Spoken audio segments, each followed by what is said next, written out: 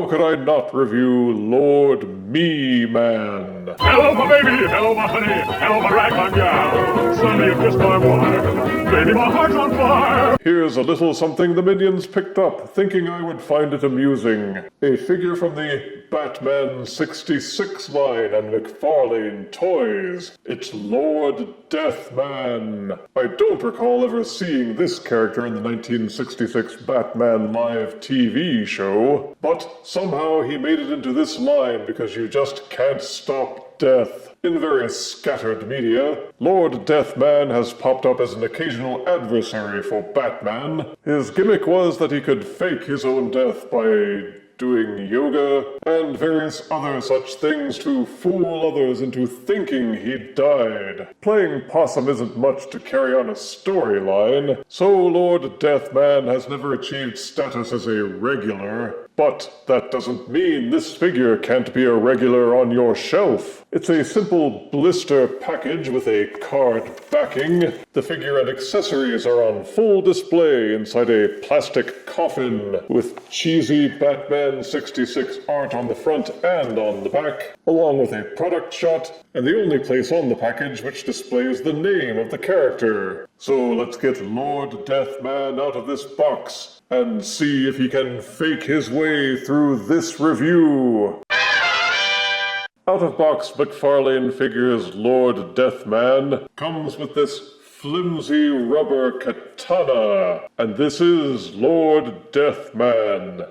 Sometimes you don't need to be all complicated. It's a generic action figure sculpt done over in a matte black with bone decals on the front to make his outfit look like a skeleton. But look closely and you'll see it's just the decals over a shirt and pants with a buckled blue belt and matching wrist-length gloves. Even the shoes look like slip-ons instead of boots. There's very little detail on the back. I guess they figured it just wasn't necessary since all the cool stuff is up front. He's also got an El Cheapo cape with a high collar. It's set up curiously with a kind of flexible clip around the collar, so it can be eased off his neck if you want, or rotated for a more rakish appearance. As with most cheap material, this cape won't fold or flow or drape properly. It looks pretty much exactly like what it is, a small patch of polyester cut into a vaguely cape-like shape. Then there's the skull head. Like the rest of the figure, the details are kept to a minimum.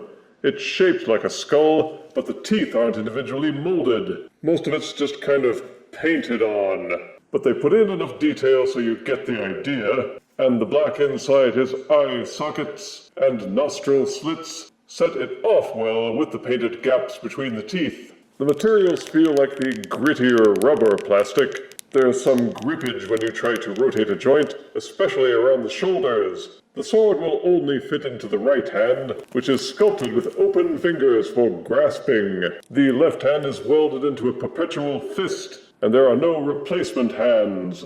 Outside of that, there are no features or gimmicks beyond his cool, deathy appearance. But seriously, what more does a guy need? The articulation is limited. The head will rotate 360 degrees, and also nod forward a bit, though it doesn't seem to want to move backwards at all. It must be ball-socketed because it will also tilt to the left and to the right. Each shoulder will do a full rotation. They will also swivel up and down. The elbows will rotate slightly to the left and to the right, but because there is a curve of plastic back here, they will not do a full rotation. Each elbow has an approximate 90-degree bend, and the fists will swivel in their sockets. It's a tight grip, but you can do full waist rotation. The legs will kick forwards about this far, and they would kick backwards, but the butt plastic blocks it and gets in the way. Each knee has a 90-degree bend backwards.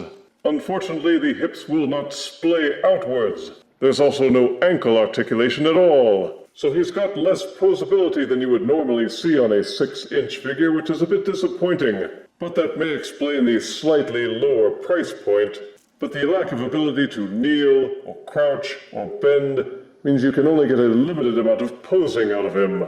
If they tried a little harder with the engineering, this figure could have been much better. but no ankles and no hip splaying really makes you appreciate its use on other figures, as you struggle to find a pose for this one that isn't totally wooden. For size comparison, here is Batman 66 Lord Deathman next to the epic hack skeleton. Here is Batman 66 Lord Deathman next to the Revoltech-powered skeleton warrior, seated comfortably in Diosoft's skeleton coffee mug. The Batman 66 line is a nice way for casual fans of the Batman genre to collect decent figures. Some well-known, some obscure. And they don't get much more obscure than Lord Deathman. Positives are, he dresses a lot like me, and imitation is the sincerest form of flattery. There's a sword accessory, a cape, and enough articulation that he's not a total brick. Negatives are the materials feel a bit cheap. The articulation is limited, especially once you hit the lower body. It looks like they could have given him more detail in the sculpt, and the cape doesn't look very capey, except in the most basic sense. But for my part, I'm cool with having Lord Deathman in my collection, just for the name alone, and I'll be adding him to my skeleton crew. It loses points for the missing articulation and not being able to carry a scythe, so McFarlane Toys Batman 66 Lord Deathman earns 6 out of 10 deaths. So how come I've never actually met this guy? If you refuse me, honey, you lose me. Then you'll be left alone, oh baby. Tell them all and tell me I'm your own.